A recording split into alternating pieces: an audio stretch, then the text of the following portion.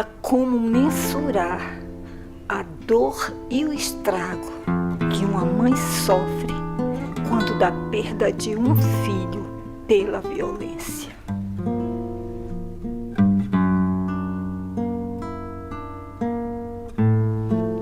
Eu que tanto eduquei que autoridades tinham que se respeitar, mas naquele momento aqueles que tinham o dever de proteger meu filho foi que tiraram a vida dele.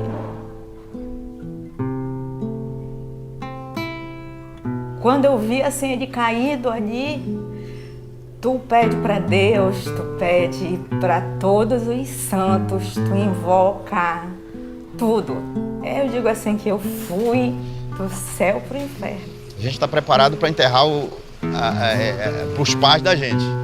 Enterrar um filho é muito difícil.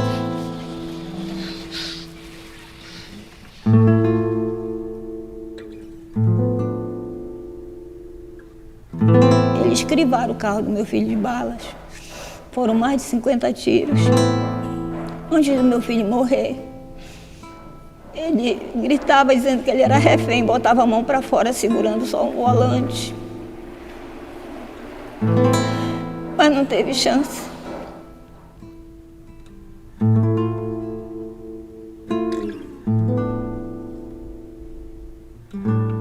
Estava chegando em casa, né, que ele estava conversando com a esposa dele no telefone, esperando o troco que ele tinha comprado, um refrigerante para lanchar. Um bandido disfarçado de policial tinha abordado ele, botou a arma na cabeça dele. E logo em seguida chegaram os policiais que tinham abordado esse meliante. Aí começou a perseguição quando chegou na esquina da Almirante Barroso, que é a avenida principal aqui da cidade. Aí começaram atirando já no carro, que entrou na Vileta e já pegou a 1º de dezembro contra a mão, só obedecendo às ordens do meliante. E as viaturas, já duas, antes era uma, já eram 2 viaturas, só atirando. Foi quando o carro dele, ele pegou já baleado na cabeça, e o carro não teve força, o carro foi parando e deu de frente com uma Ranger, uma outra viatura que vinha no final da João Paulo II.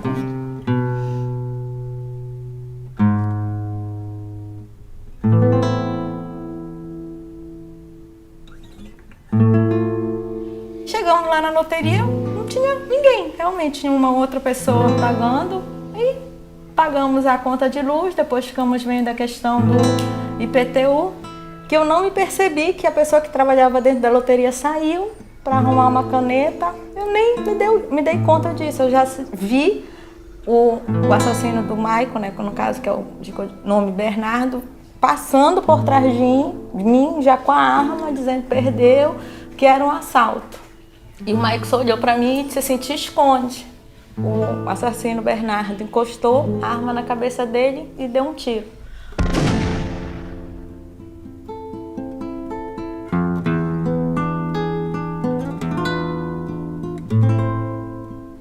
A gente, quando passa por uma situação dessa, a gente faz muitas perguntas para Deus. Por que eu? Por que comigo? E a resposta veio, acho que nos meus ouvidos vieram: não, você tem que continuar lutando, isso aí é uma missão. Nesse tempo, entre a morte do Maico e a audiência, a única coisa que eu pensava, meu único sentimento era só um: que eu queria que acontecesse a condenação. Eu ia todos os dias, sem exceção, ao fórum. Todos os dias. Quando eu não ia para o fórum, eu ia para a promotoria. Tem uma série de documentos que tem de estar em dias. Tem, por exemplo, no meu caso, tinha a questão de filmagem, de umas outras coisas. Então, assim, a gente tem de realmente acompanhar. Tu tem de estar ali incansavelmente. Porque se tu não tiveres, os processos vão se arrastando, sim. Quando eu comecei justamente a bater na porta da justiça, que eu comecei a sentir aquelas dificuldades, eu disse: agora é o momento. Eu tenho que reagir de uma outra forma. E agora nós estamos indo nos órgãos que nós mandamos ofício, que são nossos apoiadores, para para confirmar, né, o apoio que eles vão dar. Estamos agora chegando aqui no Ministério Público, né, vamos tentar falar com o Procurador-Geral para tentar, né, conseguir o que nós queremos, né? É uma luta solitária, mas você se empodera tanto, o amor, aquela causa, aquilo que tu perdeste, tu fica assim sem medo, você perde um pouco medo das coisas. Então eu queria ampliar essa luta, que ela chegasse mais rapidamente a toda a sociedade. Colocava uma mesinha dessas que fecham assim, né? A banquinha, as cadeiras também dessas que fez, que dava direitinho num carro pequeno. E chegava lá 8 horas, 9 horas, espalhava um banner, né, pedindo justiça e colocava a banquinha, um livro de assinatura para quem quisesse assinar, né, colocava o apelo daquela situação, né. Eu estou de acordo com justiça para Carlos Gustavo, colocava o tema e as pessoas iam assinando. Eu cheguei a conseguir assim uns 50, 100 metros só de assinaturas. Um ano depois que eu estava na praça sozinha, lá fazendo aquele meu trabalho, outras vítimas, pessoas que estavam na mesma condição que eu, começaram a se aproximar de mim. E aquela notícia começou a se espalhar. Aí começamos a ter aquelas articulações. Eu ainda não era movida, eram só as famílias que se juntavam, né? Então nós já tínhamos umas 6 famílias ali. Depois foi crescendo para 10 e hoje nós temos um cadastro de umas 300 famílias.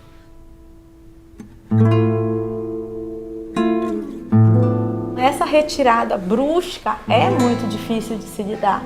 É como se você pisca e de repente aquilo não está mais lá. Aquilo foi tirado de ti. Então esse vazio é muito difícil de lidar. E dentro desse sentimento de dor, tu começa a ir vendo as dores das outras pessoas e tentando acalmar a tua. A dor parece que ela vai assim, sendo dividida, sabe? Porque chega uma pessoa, você vai se fortalecendo. Chega um ponto que você está fortalecida, você já passa essa força para o outro. Eu só digo para cada mãe, para cada pai que entra nesse grupo, essa dor nunca vai diminuir. A cada dia ela só aumenta. Cada dia você sente falta, cada dia você lembra de um detalhe e tem dia que vem os mínimos dos mínimos dos mínimos dos detalhes das pessoas que a gente perdeu. E as fatalidades, ninguém aceita perder alguém da maneira que a gente perde, porque ninguém tem direito de tirar a vida de ninguém. Sou a Andrelina, a mãe do Bruno Abe, né? O caso dele foi tudo resolvido, julgados, condenados. 41, 42 anos, já tiveram até redução de pena, mas estão presos. E hoje eu poderia estar lá em casa, mas eu estou aqui. Então, no dia que o caso de vocês tiver já também uma solução, mas permaneçam no movimento, dando apoio às outras famílias.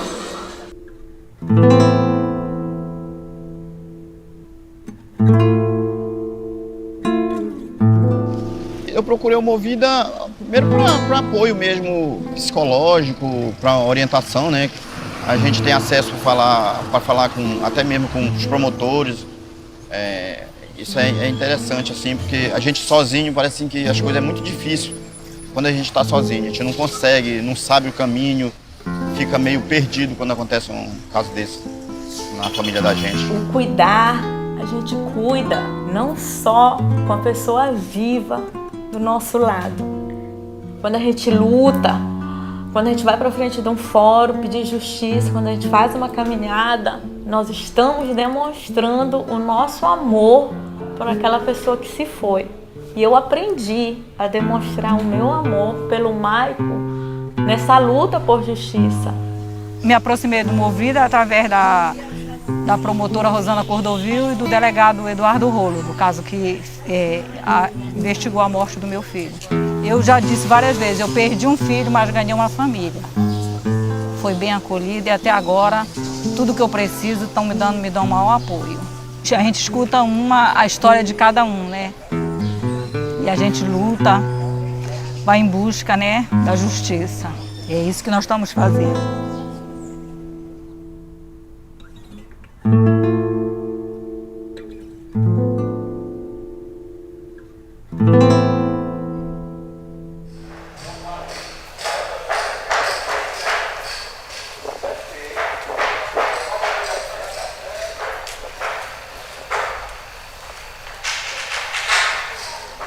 de janeiro, Dia Estadual do Movimento pela Vida e Paz. 9 anos sem Gustavo Russo. Sairemos em grande caminhada de São Brás até Mauriti com João Paulo II, onde serão homenageadas todas as vítimas da violência do nosso Estado. Lembrando que a paz só será possível se caminharmos juntos, sociedade e Estado. Caso contrário, não vemos outro horizonte. Todas as nossas autoridades do Estado do Pará foram convidadas. Muitas já confirmaram. De outro estado, temos a presença confirmada da senhora Tânia Lopes. Ah, até logo. Até logo. Até logo. Obrigada. Hoje o meu sorriso vai sair assim. Ah, tá certo. Tá.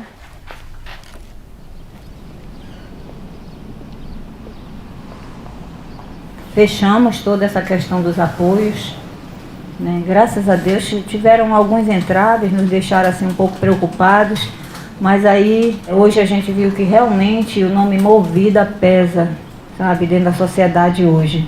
Na véspera, no dia 29, estava passando no jornal falando do Movida, uma reportagem. Quando foi no dia 30, aconteceu isso com ele. Aí estava nessa confusão, teve a missa de 7º dia, aí eu peguei e comecei a pedir para a imprensa que eu queria o telefone de alguém do Movida. Deram meu telefone para a Andredina e para a Iranilde, elas entraram em contato comigo. Aí, quando foi no dia da caminhada, no dia 10 de janeiro de 2009, aí eu fui para a caminhada e desde então eu entrei no movimento. Já se vão quase 6 anos. Nós vamos para as ruas, nós mobilizamos, nós fazemos caminhadas. Enfim, para você ter uma ideia, só no primeiro ano que aconteceu o caso com meu filho, nós fizemos 5 caminhadas, só do Gustavo Russo. Aí, depois, já com os movimentos, a gente já começa a fazer também. Quando nós sentimos que um caso não está andando, a gente faz uma caminhada, faz um manifesto, aí aquele caso já vai para a pauta, já é resolvido com maior celeridade.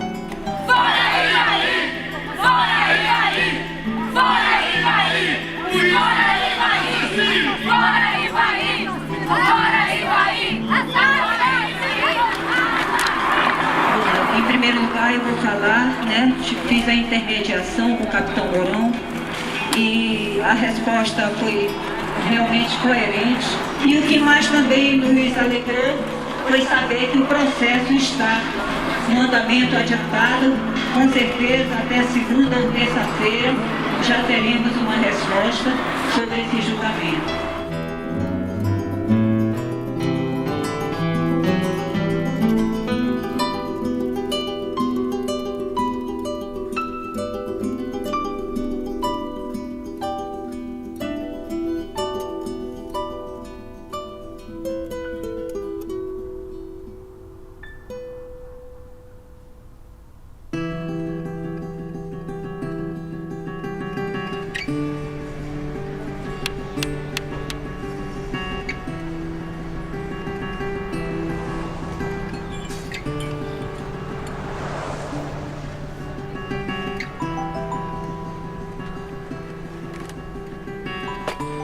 E nós sentimos a necessidade, né, de formalizar, criar uma identificação daquele grupo. Foi quando surgiu o nome Movida, que já era um movimento pela vida. Movida ficou mais fácil das pessoas, né, gravarem o nome. Aí em 2010 já veio a formalização, né, o registro do movimento.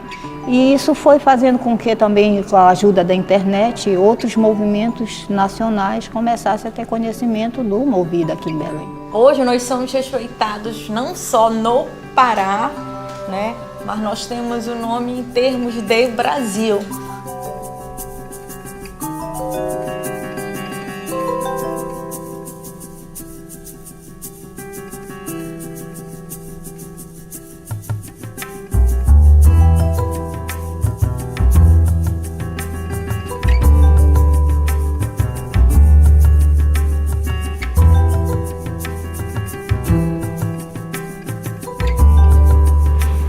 Agora mesmo eu estou muito emocionada porque a gente acaba vendo e se repete, né? Nos lugares que a gente vai, é a mesma dor. é a mesma manifestação e a mesma expressão da dor, né? Através dos banners, é através das falas, é a ideia genial dos guarda-chuvas, né? Que aí vem a questão da criatividade. A gente vê uma praça no meio da cidade, né? Com pessoas se mobilizando. E essa troca, né? De dar cidadania, das necessidades da população, que são essas ações sociais, e ao mesmo tempo poder manifestar a sua dor e o basta, né? É a busca pela paz. Eu acho que a Belém está fazendo muito bem isso, Movida consegue trazer um trabalho, né, de protagonista dessa situação, apesar da dor.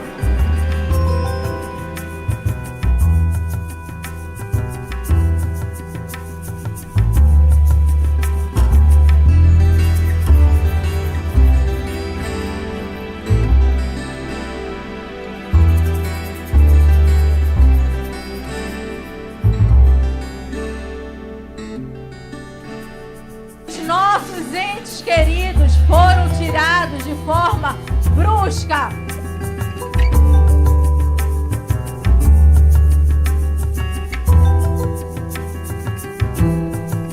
Nós não estamos em busca de vingança. O que nós queremos é que, de fato, a justiça prevaleça.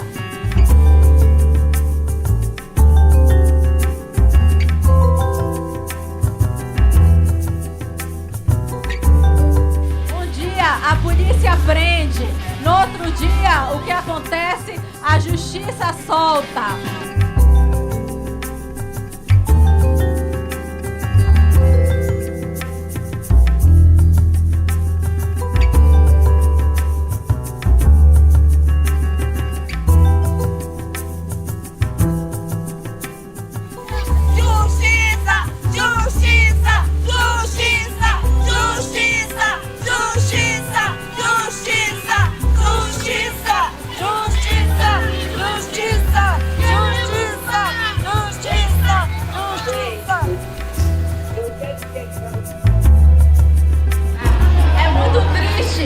Nós continuarmos a ver todos os dias no jornal a quantidade de homicídios que tem na nossa cidade.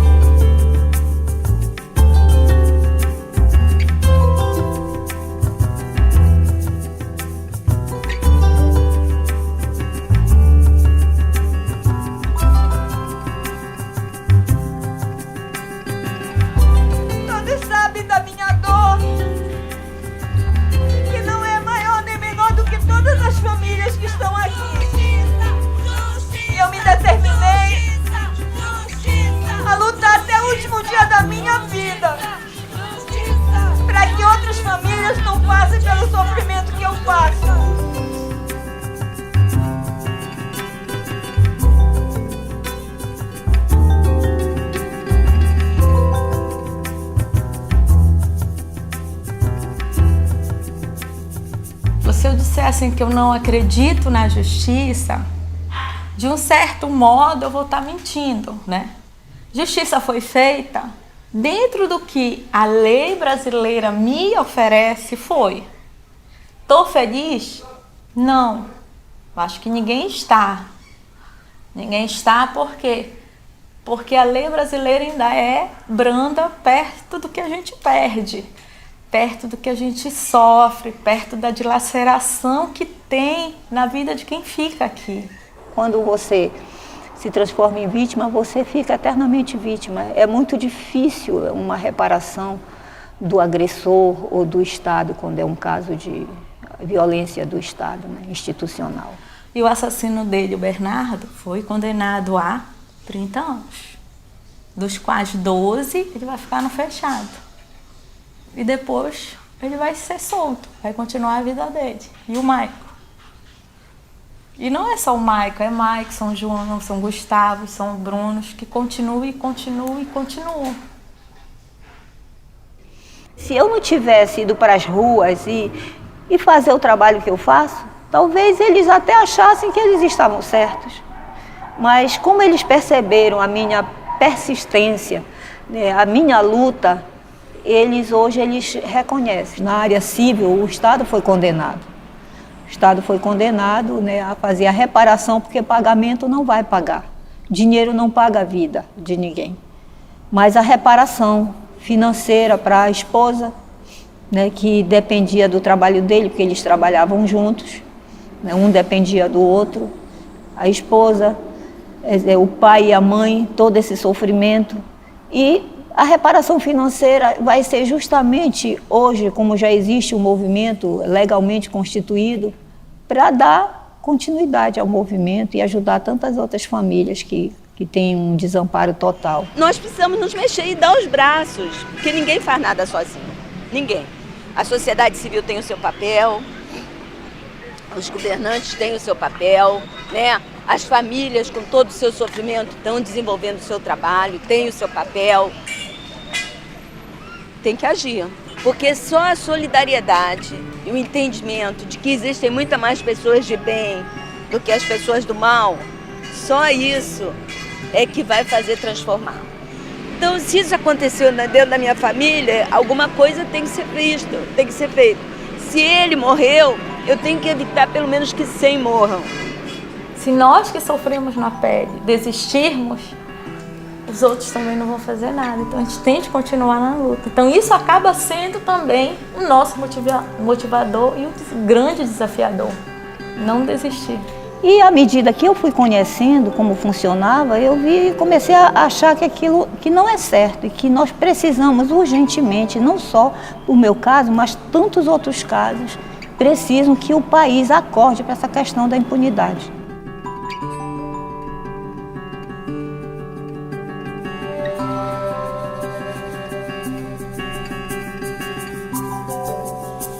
Um dia nós venceremos, meus amigos. Um dia nós venceremos, nós veremos a justiça triunfar nesse país.